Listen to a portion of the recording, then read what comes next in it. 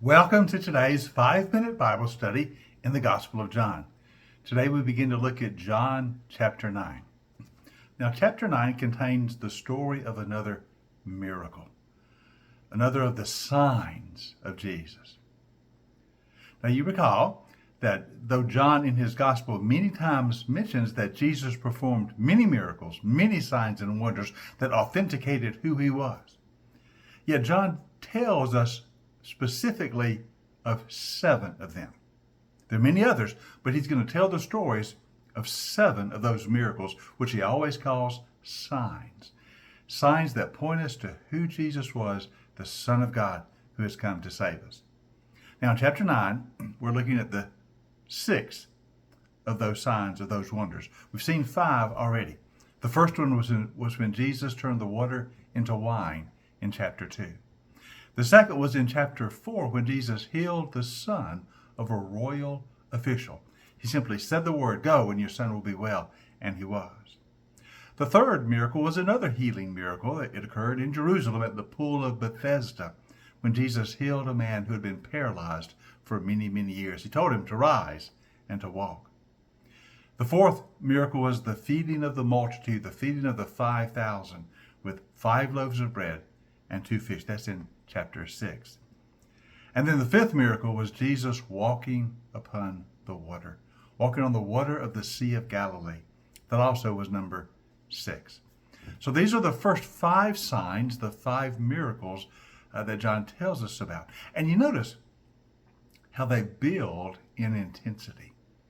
Each miracle is more intense than the one that went before.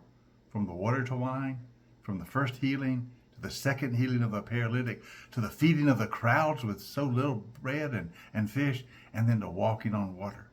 And that continues, that building of intensity, in miracle number 6, which we find in chapter 9.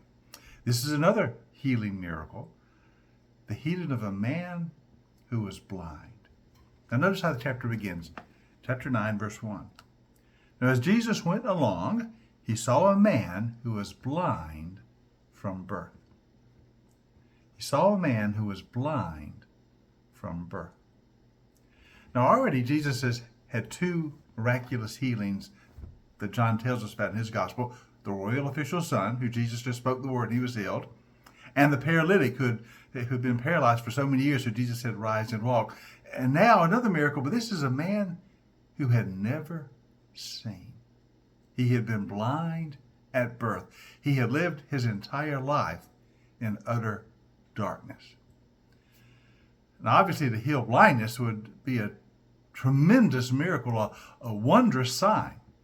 But for a man who is blind from birth, physically speaking, from a worldly view, there's absolutely no way that his sight could ever be restored. This is absolutely impossible, except for the action of God himself, which is what's about to happen. That's why John emphasizes that he was blind from birth. He had lived in darkness his entire life, but now light is about to come. Now this miracle ties in with something Jesus said in chapter 8. Remember in chapter 8, before he had that long conversation with the Pharisees, which we've spent several days examining, Jesus had said, chapter 8, verse 12, "I am the light of the world. Whoever follows me will never walk in darkness, but will have the light of life." Jesus had affirmed, "I am the light of the world. I dispel darkness." And now he's going to take that affirmation he had made about himself, his profession of who he was, the light of heaven come into the world, and now he's going to demonstrate and authenticate that by the miracle of bringing light to one who had walked in darkness. He's about to demonstrate in this man's life that he's going to bring light where before there has only been darkness. He's always been blind, but now the light is come, because the one who has come to him is the light of the world. And Jesus is also going to show us in the consequences of this miracle that not only does he bring physical light to one who is in physical darkness, but he also brings spiritual light to those who walk in spiritual darkness. That's a greater miracle even than the physical. The physical healing of a blind man is tremendous, but even more tremendous is the spiritual healing of those who are blind. And all that's going to be wrapped up in this miracle story. So Jesus, who is the light of the world, is about to bring that light into a man who has been blind from birth. So as the chapter begins, we see Jesus in Jerusalem encountering this man who has been blind all of his life. That's the scene for the miracle. We'll look at some detail of this in the next few days. So join us tomorrow as we continue looking at this wonderful miracle in John chapter 9, all in our 5-minute Bible study in the Gospel of John.